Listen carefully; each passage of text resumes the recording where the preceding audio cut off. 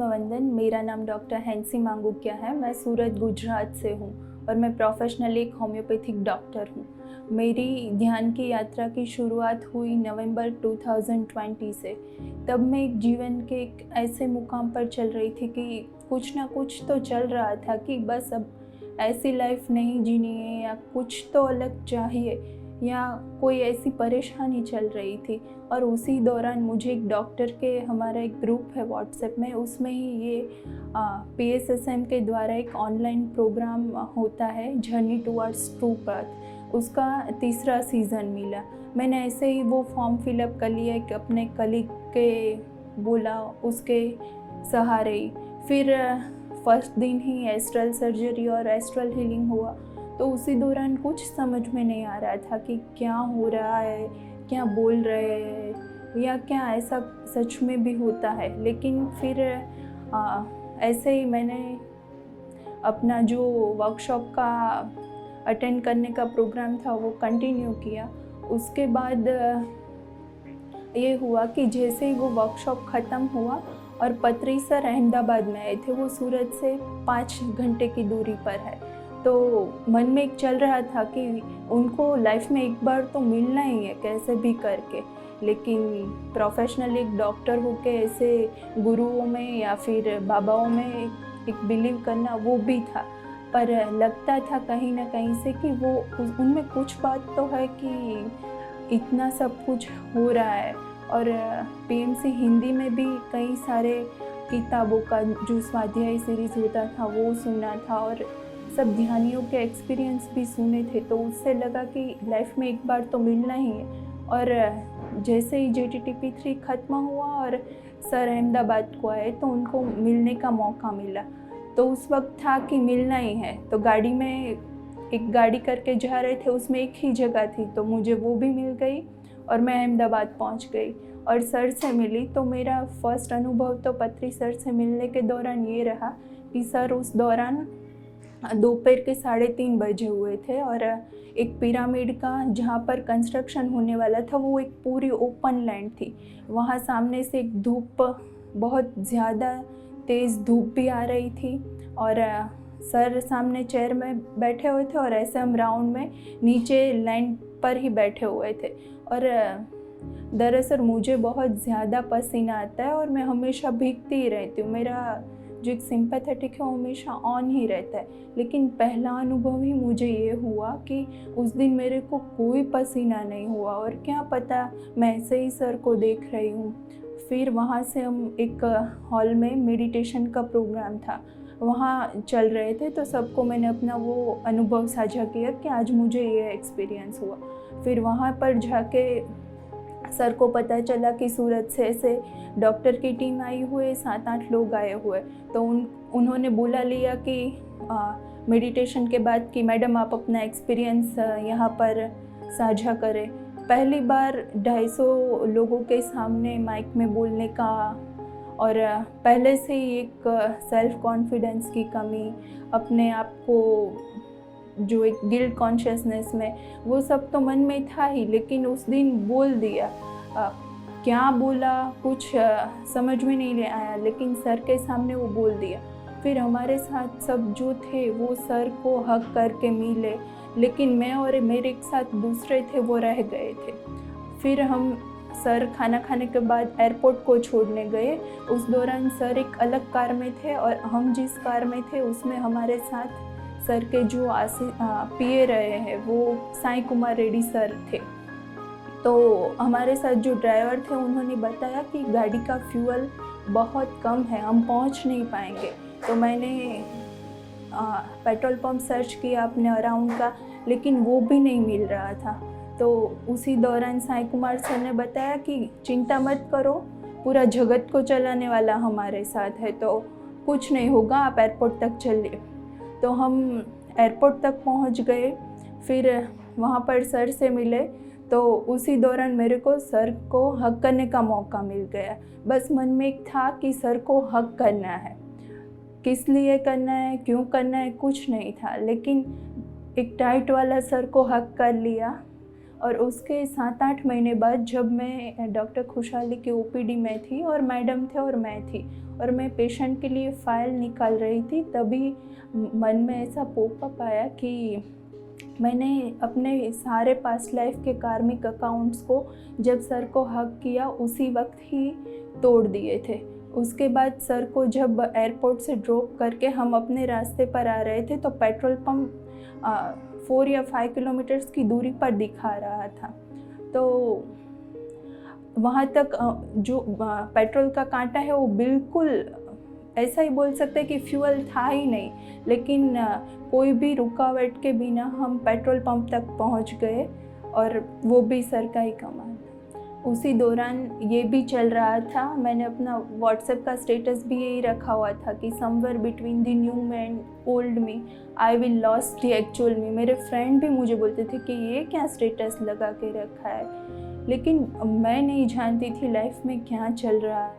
Self confidence की कमी, हमेशा टेंशन में रहना, हमेशा यही डर सताना कि मैं नहीं कर पाऊँगी। और जब से मैंने मेडिकल कॉलेज में एडमिशन लिया था तब से तो मैंने अपने आप को ही खो दिया था। हमेशा स्ट्रेस में ही रहती थी। जो मेरी एबिलिटीज़ थी सारी सिंगिंग की या फिर अपने आप को एक्सप्रेस करने की, मैं एक बहुत एक्सट्रोवर्ट टाइप की गर्ल थी, वो सारी मेरी रिप्रेस हो गई थी। मैं अपने आप को लोगों के सामने अगर किसी नए को मिलना रहा तो मैं अपने आप को नहीं ओपन अप कर पाती थी। वो सारी भी इस ध्यान के माध्यम से मैं आज अपने आप को पहचान पाई, एक कॉन्फिडेंस मेरा था वो वापस से मिल पाया और वो जो था somewhere between the new me and old me I will found the actual me, वो मिल गया। तो अब मैं खुशी से वो बोल सकती हूँ कि आई फाउंड द एक्चुअल। इसके बाद ऐसा हुआ कि सत्य सोमवार के सीरीज़ के होस्टिंग के दौरान सर ने बोल दिया कि मैं सूरत आ रहा हूँ अगले हफ्ते। तो सारा सेटअप करना था, जो जिनके यहाँ मैं सीखी डॉक्टर खुशहाली के यहाँ, तो उन्होंने ही सारा हैंडलिंग किया। तो हम पूरी टीम उसमें जुड़े हुए थे और फिर सर जहाँ पर रुके हुए थे उसी दौरान सब इंडिविजुअल सर के साथ फ़ोटो खिंचवा रहे थे। तो मैंने भी सर के साथ फ़ोटो खिंचवाना था, तो वहाँ पर खड़ी थी। तो सर को मैंने बोला कि सर आपके साथ मेरे को फ़ोटो खिंचवाना है।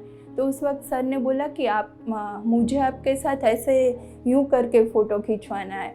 और पहले की मैं बात करूँ तो मैं बहुत ज़्यादा रोती थी, छोटे से छोटी बात पर भी रोना आ जाता था। उसके बाद सर से मिलने के बाद मेरा रोना ही ख़त्म हो गया।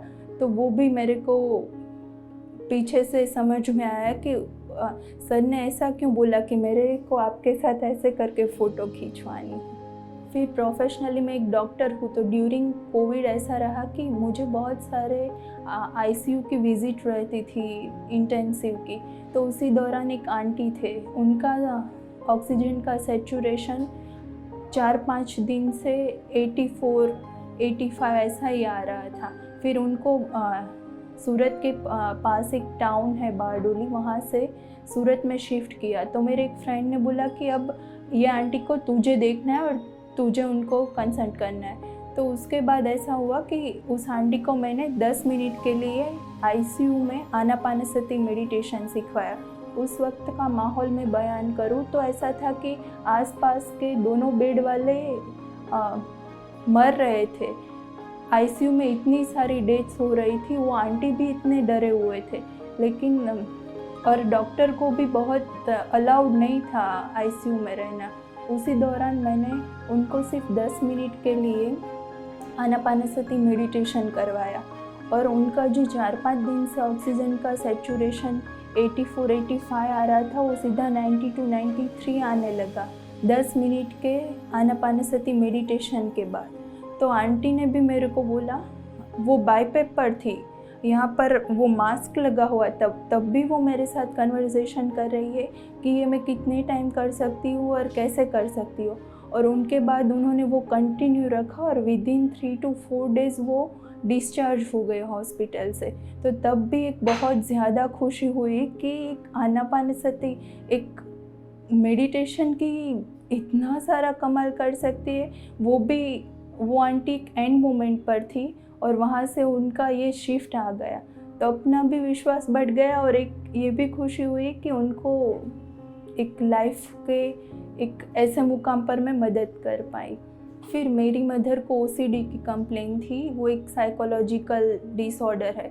तो वो मैं अपने प्रोफेशन में भी रहती हूँ तो वो कहीं पर भी मेरे को फ़ोन करके बता देती है कि अब मेरे से नहीं रहा जा रहा, तुम घर पर आ जाओ कैसे भी करके। मेरे को सब कुछ छोड़ के घर पर जाना रहता था, क्योंकि वो एक 4 दीवारों के बीच में या पैक घर में अकेली नहीं रह पाती थी।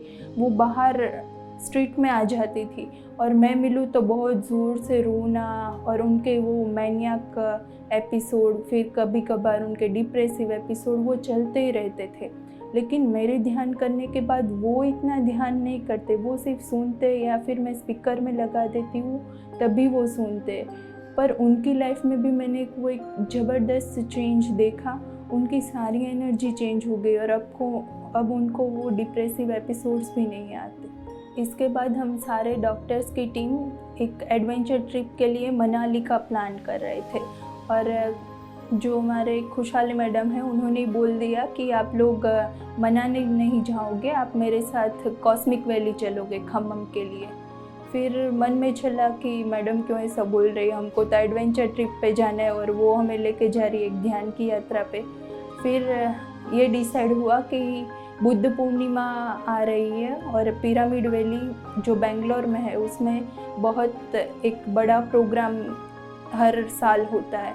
तो हम सारे ऐसे ही हम सबका फाइनल हो गया कि हम सब पिरामिड वैली चलेंगे। तो हमारे टिकट्स भी बुक इजीली हो गए, बहुत कम दिन बचे थे जाने को, और बहुत वो समर वैकेशन के दौरान चल रहा था, तो उसी दौरान टिकट्स मिलना भी बहुत इम्पॉसिबल जैसा ही था, लेकिन टिकट्स भी मिल गए। और उसी दौरान ऐसा हुआ कि जो हम 2 फ्रेंड्स साथ में जाने वाले थे, इसमें से एक फ्रेंड डेट भूल गई और आगे के दिन मुंबई चली गई, और मुंबई से बेंगलोर की ट्रेन थी। तो उस दौरान भी ऐसा हुआ कि पहली बार ही मुंबई अकेले जाना था। तो उसी वक्त भी थोड़ा बहुत तो डर आया, लेकिन पत्री सर को ही बुला लिया कि सर मेरे को आना है, आप देख लो। तो उन्होंने सारा देख लिया। उसके बाद ये रहा कि हम रात के 12:30 बजे बेंगलोर रेलवे स्टेशन पर पहुँचे, और वहाँ से पिरामिड वैली का डिस्टेंस 45 किलोमीटर्स अबाउट है। तो हम जो भी टैक्सी बुक करें वो लोकेट होके फिर डिलीट हो जाती। 2 ड्राइवर को भी फ़ोन किया तो वो भी नहीं कर रहे, और हम 2 ही अकेले स्टेशन पर रात के 12:30 बजे। तो इतना डिस्टेंस कैसे पहुँचे? तभी हमें साथ में एक अंकल मिले, उन्होंने हमें उनको बताया कि हम ऐसे आ रहे हैं और एक प्रोग्राम के लिए हमें यहाँ जाना है, तो आप हमें गाइड करें। तो उन्होंने हमें लोकल ट्रांसपोर्टेशन की गाइडलाइंस दी कि आप ऐसे जा सकते हैं। और हम वहाँ पर पहुँचे तो एक और मास्टर मिल गए जो लोकल थे वहाँ के, तो उनकी मदद से हम हाईवे तक पहुँच गए। लोकल ट्रांसपोर्टेशन था तो उन्होंने हमें हाईवे पर ही ड्रॉप कर दिया। फिर रात के 1:30 बजे हम पैदल ही 3 या 4 किलोमीटर चल के पिरामिड वैली तक गए। तो वहाँ पर कुछ दिख नहीं रहा था पिरामिड जैसा, तो मन में ये चल रहा था कि हम सही जगह पर तो जा रहे हैं। गूगल में भी लोकेशन डाल के देखा, तब भी उसमें भी नहीं दिखा रहा था। तो फिर अगेन अपने पत्री सर याद आ गए कि सर आप हमें लेने आ जाना जो भी रास्ते पर हम जा रहे हैं। तो हम रात के वो 3 या 4 किलोमीटर चल के वहाँ पर पहुँच गए, और वहाँ पर भी जो लोग थे उन्होंने रात के इतने बजे के बावजूद भी हमारा स्वागत किया और हमें खाना खिलवाया, और उसके बाद हमारे जो अकोमोडेशन बुक किए हुए थे वहाँ तक छोड़ गए। पिरामिड वैली जाके वहाँ के पिरामिड में ध्यान करने का अनुभव ये रहा कि वहाँ जल्द से जल्द हम कनेक्ट हो जाते। जब हम अपने घर पर ध्यान से जुड़ते तो बहुत सारे विचार चलते, लेकिन वहाँ की एनर्जी ही कुछ अलग थी। और वहाँ बाहर गार्डन में बैठ के हमने नेचर ध्यान भी किया, पूर्णिमा ध्यान भी किया, वो बहुत एंजॉय किया वहाँ पर हमने। मैंने अपने मल्टी डायमेंशनल सोल को भी देखा। मैंने अपने 3 मल्टी डायमेंशनल सोल को देखा। उनमें से 2 मेरे को याद है, एक याद नहीं आ रहा है अभी।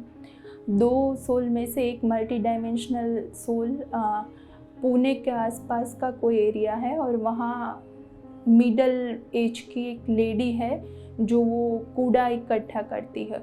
और एक दूसरी अपनी मल्टी डायमेंशनल सोल देखी जो एक रिटायर्ड सोल्जर के रूप में और एक एनर्जी ग्रिड बना के वो छोड़ते।